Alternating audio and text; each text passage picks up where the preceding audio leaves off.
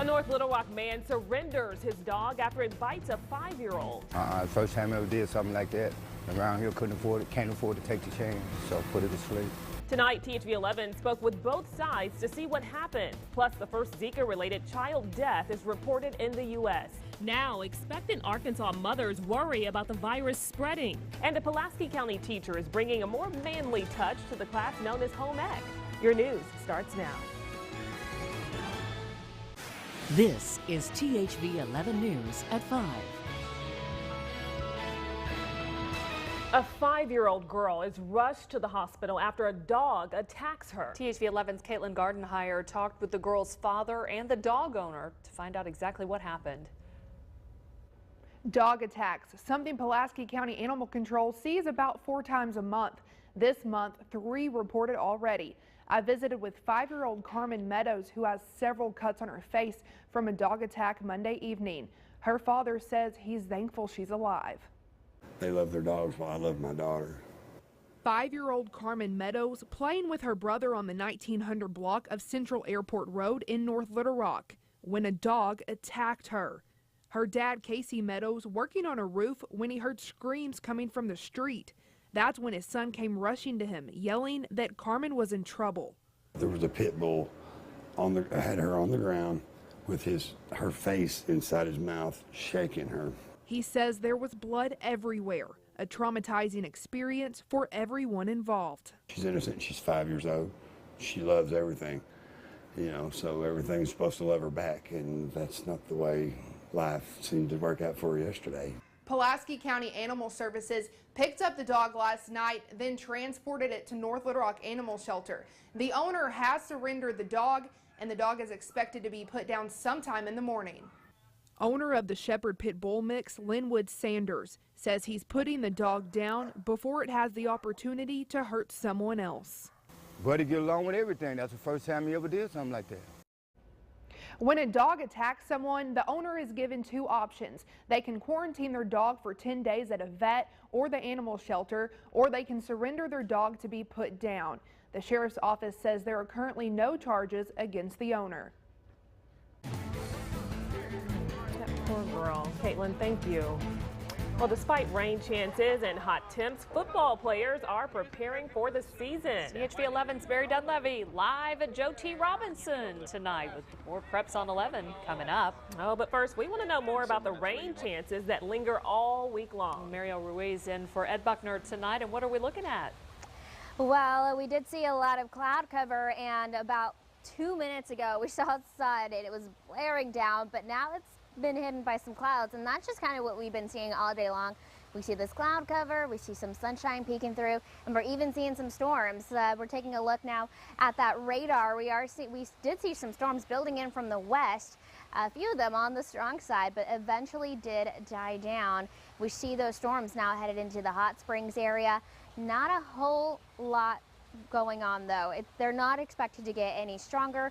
They're in fact weakening as we speak, but it did cool us off quite a bit. Check it out, 77 in Hot Springs, 79 in Russellville. Unfortunately, those storms not making it to Little Rock, so it is still 95 degrees with the heat index into the triple digits. It feels like 103 outside. That heat is only going to continue into your Wednesday before more rain on the way for this weekend. Those details are just ahead.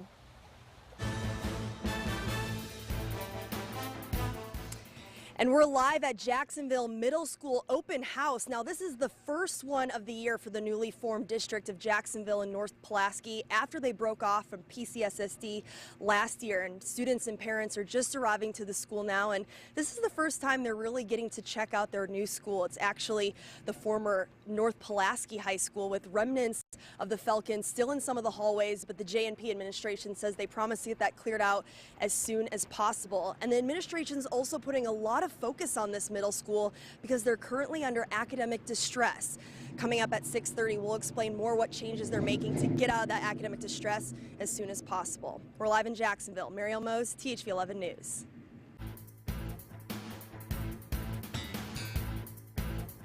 We're sad to now also confirm that we have our first Texas Zika-associated travel-related death in a child. The infant's mother traveled to a Zika-infected area in Latin America. The child died shortly after birth in a Houston hospital, marking the first Zika-related death in Texas. Well, here in Arkansas, no fatalities, but there are now 9 cases of the Zika virus in Arkansas. All the cases include people who recently traveled out of the country. Well, that case in Texas has done nothing to lessen the fears of pregnant women here in Arkansas. THV11's Winnie Wright tells us what expectant mothers and their doctors are doing to fight the Zika virus.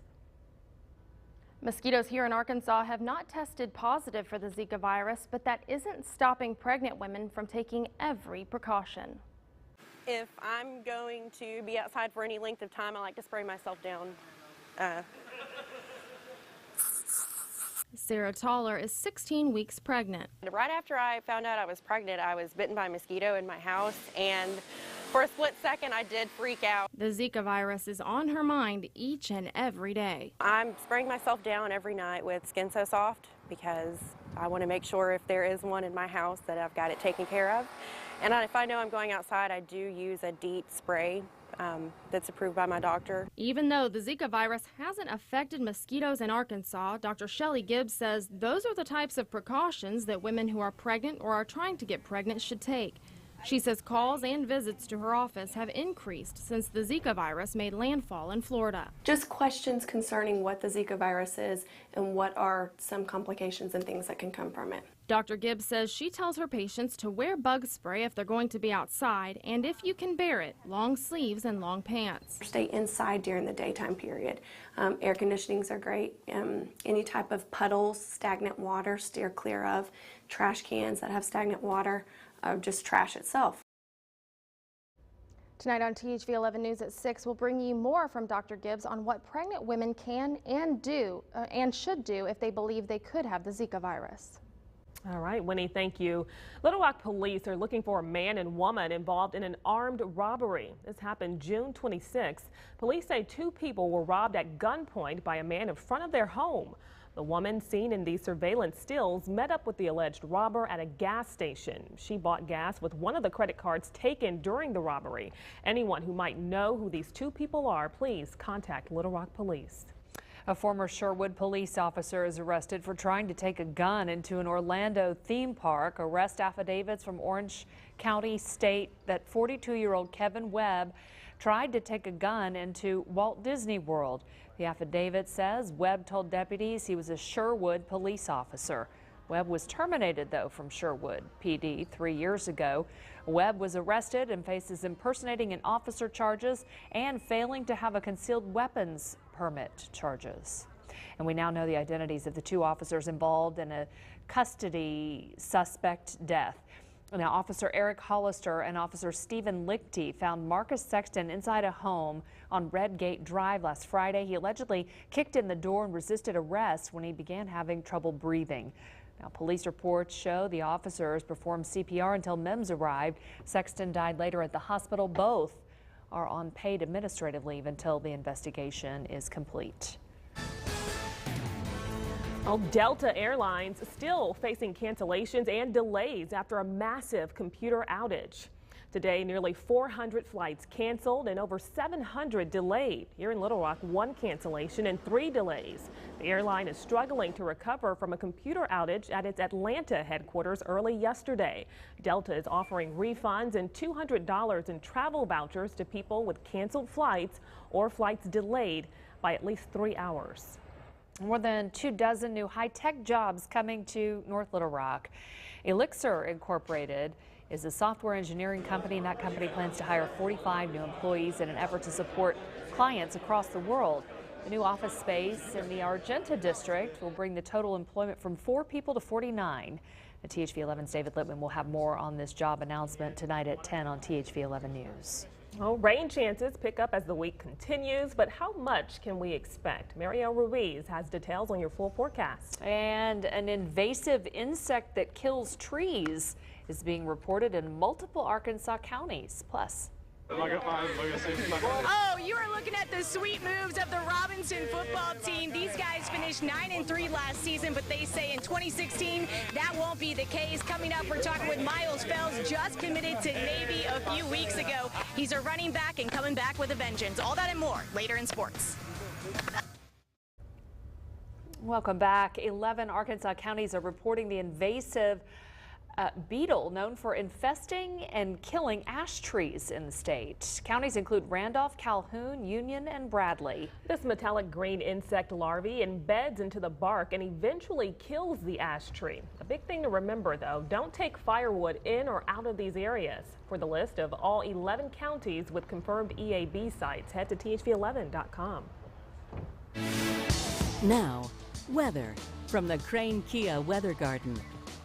And just within the past 5 minutes, it has started to get dark out here. I can see the rain clouds from here. Let's go ahead and take a look at the radar and see what's going on out. We can see some storms across far western Arkansas. Now, they eventually started to build into the central portion, even closer towards Little Rock. Now, the downpours, the heavy rain, that's near Hot Springs. That's where you see the dark red there.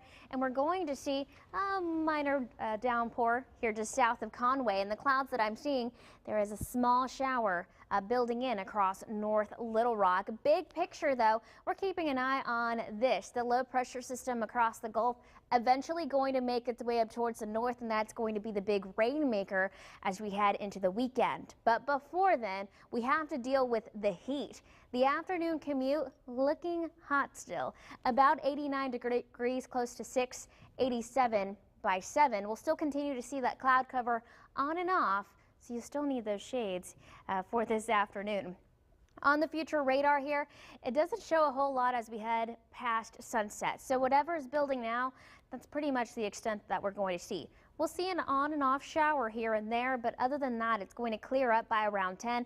Overnight, some cloud cover builds in, and then rain chances return for tomorrow afternoon in the heat of the day. This is at around 2:30 p.m. for your Wednesday. We see spotty showers in central and in southern Arkansas. It clears up after sunset, just like today, and then the rain returns as we head into the following afternoon. However, for tonight, about 77 degrees, 20% chance of showers, and really that's just going to be the lingering showers after sunset, and then eventually clears up overnight. 95 for your Wednesday. I'm keeping about a 20% chance of showers and thunderstorms in the forecast, mainly in the afternoon. Because it's going to be so muggy, we are going to have a heat advisory in place throughout central and western Arkansas for heat index values of 105 through 110. That's for tomorrow afternoon. Check out the forecast, though. Very rainy, about a 40% chance on Thursday, and those rain chances only go up as we head into the weekend. The good news is that it's going to keep us cool. 90 on Friday, about 89 on Saturday, 85 on Sunday. We'll be back.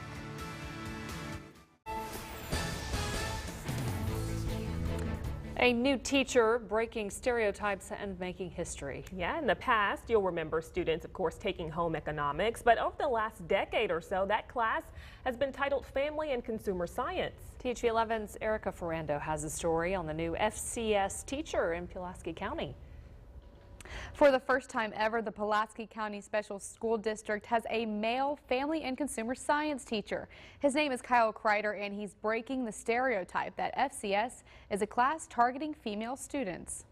So we're going to get a tablespoon of sugar. Kyle Kreider, a recent graduate of the University of Arkansas and the brand new FCS teacher at Robinson High School. We'll be teaching foods nutrition, we'll be teaching child development, we'll be teaching so many different things. He hasn't taught his first class yet, but already making school district history. Being the first it's big. It's a big move. As the first male to ever teach a family and consumer science or home ec class in the district, Kreider says times have changed. That stereotype of girls here, boys here, breaking through that wall, I think it would be a shock for most of the kids. But what was once a class about learning to cook, sew, and take care of children, this is cross-stitched with a gap, has evolved to much more. Now what you see is we're tending to focus more on occupations and careers. Pam Black is the career education director. She's been with the school district for 24 years and has seen the class evolve.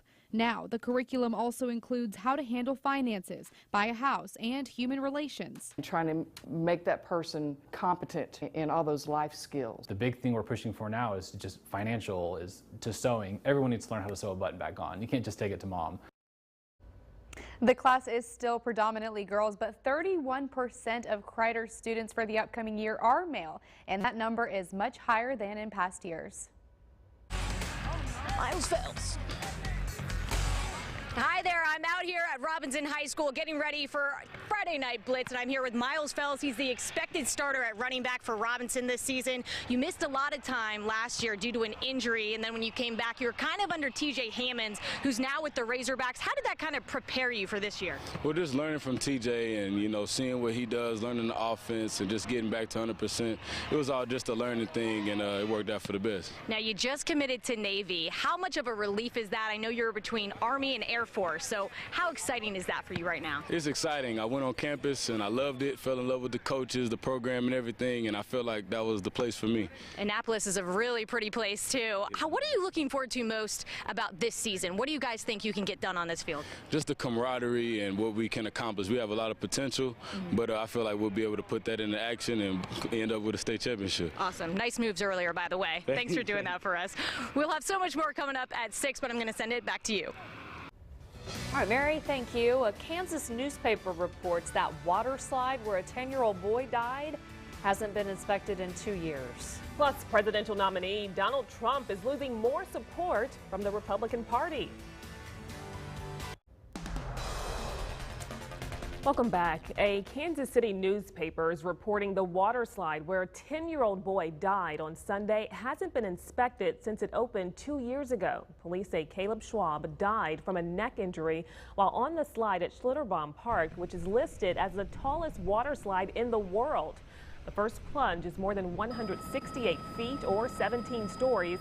The second drop is 50 feet. 2 to 3 people can ride in a raft at a time, and riders are secured by Velcro straps. But Paul Oberhauser says his belt came off while riding just 2 weeks ago, and he told park staff about it. They kind of said, "Oh no, really?" Or that's not something. Yes, that's not good. And so it sounded like, you know, they were going to do something about it. In a statement, Schlitterbaum says safety is a top priority and rides are inspected daily. The National Safety Council says there are no federal standards, so it's up to park operators and ride manufacturers to check safety. The park is expected to reopen tomorrow, but it's unclear how long the water slide will stay closed. One of 3 people who fell from a Ferris wheel during a county fair in Tennessee still in the hospital tonight. Greenville police say the other 2 are responsive and answering questions after falling 30 to 45 feet last night. The 3 fell when the car on the Ferris wheel flipped over. The oldest victim, a 16-year-old girl. Fair rides are closed today and won't reopen until a third-party inspection is complete. Donald Trump is losing support from another prominent Republican. Senator Susan Collins of Maine wrote in the Washington Post, "I am a lifelong Republican, but Donald Trump does not reflect historical Republican values." This comes after a group of 50 Republicans signed a letter saying Trump would be the most reckless president in American history. The group includes former directors of the CIA and National Intelligence, plus 2 former Homeland Security secretaries. It shows you the breadth of the problem he has in the party. You know, his problems with conservatives in the party have been well documented. This tells you moderates are in revolt as well. It is not all bad news for Trump. Many Republicans approve of his economic plan, which includes cutting taxes.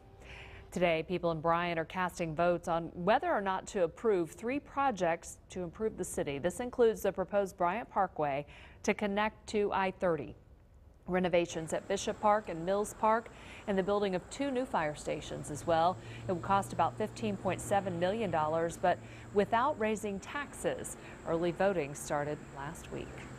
Well, there are small rain chances for every day this week, but how much can we expect? Mariel Ruiz has a final check of your forecast after the break. All right, the first day of school is getting closer and closer, so of course we want to see your back-to-school pics. You can send them on our THV11 Facebook page, Twitter or Instagram. Just use the hashtag #BeOn11 and you might see them during our newscasts. Yeah, I can't wait to see them. And I can hear it, the rain is it's coming down out there. Yeah, it finally got to Little Rock. It was avoiding us all day long, but most of the lightning is staying near Malvern, near the Benton area, even if you rumbles of thunder here in Little Rock. So keep that in mind. Oh, there it is. Definitely coming down in the weather garden there. We're going to keep rain chances all week long, but better rain chances, best rain chances we've seen in a while, are going to hold off until this weekend. All right, finally got that cool down though. Finally getting the cool down, that's right. All right, thanks, Marielle. All right, that does it for us at 5. Much more is coming up at 6. The CBS Evening News is next. Good night. Thanks for watching THV11 News. Stay connected to the THV Information Center 24/7 on your mobile device and with the THV11 app for your iPad.